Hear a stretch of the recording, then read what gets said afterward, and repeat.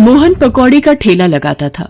उसके पास ग्राहकों की भीड़ लगी रहती थी, पर फिर भी उसके मन में लालच खत्म नहीं होता था। वो दूसरों की कमाई होती देख हमेशा जलता था और इसी फिराक में रहता था कि कोई भी बाजार में उसकी जगह ना ले। भैया जरा आलू प्याज के पकौड़े देना। मुझे मिक्स पकौड़े 2 प्लेट बना देना। भैया तुम तो पकौड़े ऐसे तोल रहे हो जैसे सोना बेच रहे हो। एक पकौड़ा भी तुमने फालतू नहीं डाला। अरे जितना वजन आएगा उतना ही तो तोलूंगा। मैं अपने घर वालों को भी मुफ्त में ना खिलाऊं तो आप तो ग्राहक हो। ये लो आपके पकौड़े, 50 रुपए हो गए। मोहन के कंजूस स्वभाव से ग्राहक ही नहीं बल्कि मोहन की पत्नी भी बहुत परेशान थी। मोहन इतना कमाने के बावजूद भी अपनी पत्नी के लिए कभी कुछ नहीं खरीदता था। इसी बात को लेकर वो झगड़ा करती थी। तुम्हें पता है मेरी सारी सहेलियों के पास इतने सुंदर जेवर हैं, पर तुमने आज तक मुझे सोने का एक हार नहीं खरीद कर दिया। तुम अपने लिए इतना कुछ खरीद लेते हो। तुम्हारा दिमाग खराब है। सोने का हार लेने जाऊंगा तो पूरी दुकान बेचनी पड़ेगी। इतना महंगा है सोना। अभी आर्टिफिशियल पहन कर गुजारा कर लो, फिर जब कमाई होगी तो खरीद लेना। बस हो गई ना तुम्हारी कंजूसी शुरू। मुझे पता था तुम मुझे एक फूटी कौड़ी नहीं दोगे। मोहन की पत्नी मुंह बनाकर वहां से चली जाती है। मोहन ऐसे ही स्वभाव का था जिसे वो बदल नहीं सकता था। ना ही किसी के काम आना, ना ही किसी की मदद करना, हमेशा अपना फायदा देखना, ये सब मोहन के स्वभाव में शामिल थे। एक दिन मोहन के ठेले के सामने एक आलू पेटीज वाले ने ठेला लगा लिया। वो उस ठेले पर गरम गरम पेटीज बनाकर बेचता था। इस कारण अब मोहन के ग्राहक बंट गए थे और मोहन को ये सब बर्दाश्त नहीं हुआ। मोहन को पता चला उस पेटीज वाले का नाम सुरेश है और वो कुछ दिन पहले ही गांव से आया है। मोहन सुरेश के पास जाता है और बहाने से उससे बात करता है। मेरा नाम मोहन है, मैं तुम्हारे सामने वाले ठेले पर पकौड़ा बेचता हूँ। मैंने सुना तुम गांव से आए हो। तुम्हें ये पेटीज बनाना किसने सिखाया? आज से 2 साल पहले मैं दिल्ली में एक बेकरी में नौकरी करता था। वहीं मैंने ये आलू पेटीज बनाना सीखा था। फिर बीच में 2 साल सबके काम बंद हो गए, इसलिए हम लोग भी गांव में ही थे। वापस आकर देखा तो वो बेकरी हमेशा के लिए बंद हो गई थी। मुझे पेटीज बनाना आता था, इसलिए थोड़े बहुत पैसे लगाकर मैंने भी ठेला लगा लिया। अब परिवार भी मेरे साथ यहीं रहता है। मेरी पत्नी थोड़े बहुत घरों में झाड़ू पोछे का काम करती है। दोनों मिल बांट कर खर्चा निकाल ही लेते हैं। अच्छा, तो तुम एक काम क्यों नहीं करते?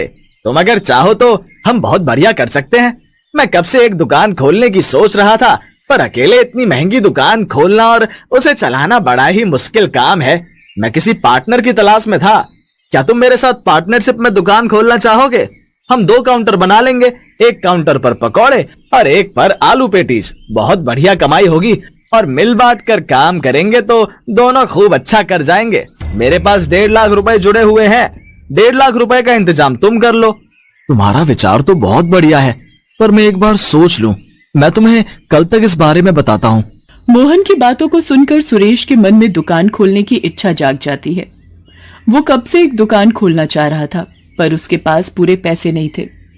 सुरेश मोहन की बातों में आ जाता है और घर जाकर सारी बात अपनी पत्नी को बताता है। ये तो बहुत अच्छी बात है, दुकान खुलेगी तो मुनाफा भी ज्यादा होगा। तुम्हें तो पता है शारदा, मेरे पास तो मुश्किल से थोड़े बहुत ही पैसे जुड़े हैं, वो तो कम रहेंगे। तुम एक काम क्यों नहीं करते? गांव में जो हमारी जमीन का टुकड़ा है उसे बेचकर तो कुछ पैसों का इंतजाम हो जाएगा, और साथ में मेरी सोने की बालियां और 2 चूड़ियां भी हैं। तुम इन्हें गिरवी रखकर पैसे ले सकते हो। सुरेश अपनी पत्नी शारदा के कहने पर गांव की जमीन बेच देता है और शारदा के कुछ सोने के गहने भी गिरवी रख देता है। सूरज के पास जो भी पैसे जुड़ गए थे वो उन पैसों को मोहन को दे देता है। सुरेश बहुत सीधा साधा था। वो मोहन को पैसे देते समय कोई भी कानूनी कागज नहीं बनवाता। वो तो बस मोहन के विश्वास पर मोहन को रुपए दे देता है। सुरेश की सारी जमा पूंजी उस दुकान को खरीदने में लग जाती है। ये देखो सुरेश, अब हम दोनों इस बड़ी दुकान के मालिक हैं। तुम एक काम करो, जब तक इस दुकान की मरम्मत करने में और काउंटर बनवाने में समय लगता है, इतने दिन का तुम नुकसान थोड़ी करोगे। तुम एक काम करो, तब तक तुम उस ठेले पर ही अपना काम करो। जैसे ही दुकान तैयार हो जाएगी तो मैं तुम्हें बुला लूंगा। मोहन भैया, आप मेरे बारे में कितना सोचते हो। ठीक है, फिर मैं अपने ठेले पर वापस जाता हूँ। सुरेश मोहन के कहने पर वापस पेटीज के ठेले पर काम करने लगता है। काफी दिन बीत जाते हैं, पर मोहन सुरेश को कोई खबर नहीं देता। सुरेश देखता है कि मोहन का पकौड़े का ठेला भी बंद पड़ा है।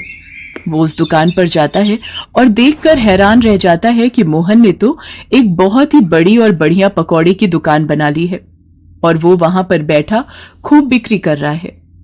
सुरेश मोहन के पास जाता है और गुस्से में बोलता है, मोहन भैया, आपने दुकान बना ली और उस पर बैठना भी शुरू कर दिया। आपने मुझे बताया नहीं। पर 2 काउंटर की जगह एक ही काउंटर क्यों बनाया है? मेरा काउंटर कहाँ है?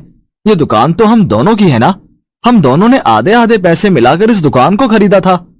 कौन से पैसे? किसके पैसे? ये दुकान मेरी है। तेरे पास कोई सबूत है कि ये दुकान तेरी है? चला आया अपनी दुकान कहने। चला जा यहां से। तेरे चक्कर में मेरे ग्राहक वापस लौट जाएंगे। सुरेश की गलती ये थी कि उसने पैसे देते वक्त विश्वास किया। सुरेश कुछ नहीं कर सकता था। उसके हाथ से सब कुछ छिन गया था। उसका मन बहुत खराब था। वो कुछ भी नहीं सोच रहा था। वो वहां से ऊंची पहाड़ी की ओर जाने लगा। अब मैं क्या करूंगा? मेरे पास कुछ भी नहीं है। मैं शारदा और बच्चों के लिए कैसे कमाऊंगा? सब कुछ छिन गया। सुरेश चलते चलते एक पहाड़ी पर पहुंच जाता है और वहां से कूदकर जान देने की कोशिश करता है। तभी उसके सामने एक देवता प्रकट होते हैं।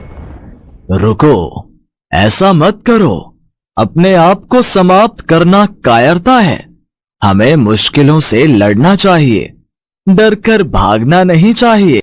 आप कौन हैं? मैंने आपको पहचाना नहीं। मैं पर्वतराज हूं। मुझे पता है तुम किस तकलीफ से गुजर रहे हो। तुम्हारे साथ बहुत गलत हुआ है, पर मैं ये भी जानता हूं कि तुम बहुत दयालु हो। तुम दूसरों की सदैव मदद करते हो। यदि किसी ने तुम्हारे साथ धोखा किया है तो उसे उसके बुरे कर्मों की सजा अपने आप मिल जाएगी। मेरी इस गुफा में एक बहुत बड़ा खजाना है। तुम जितना चाहो उतना धन ले जा सकते हो और फिर से अपने जीवन की शुरुआत कर सकते हो। ये खजाना हर किसी के लिए नहीं है। जो मनुष्य अच्छे होते हैं, ये खजाना उन्हीं को प्राप्त होता है। आपका बहुत बहुत शुक्रिया पर्वतराज। आपने मुझे नया जीवन प्रदान किया है। मैं सदैव आपका आभारी रहूंगा। सुरेश उस पर्वत की गुफा में से अपनी जरूरत के अनुसार खजाना उठा लेता है। उस धनराशि से सुरेश अपनी पत्नी के गिरवी पड़े गहने छुड़वा लेता है। अब सुरेश के पास सब कुछ था। वो एक बड़ी सी बेकरी खोलता है। सुरेश आज भी गरीबों की हमेशा की तरह मदद करता था और खूब मेहनत करता था। उधर मोहन ने सुरेश के साथ गलत किया था, इसलिए उसे बेईमानी करने की सजा मिलती है। उसका सारा काम ठप हो जाता है और उसकी दुकान भी बिक जाती है और मोहन फिर से अपने ठेले पर वापस आ जाता है।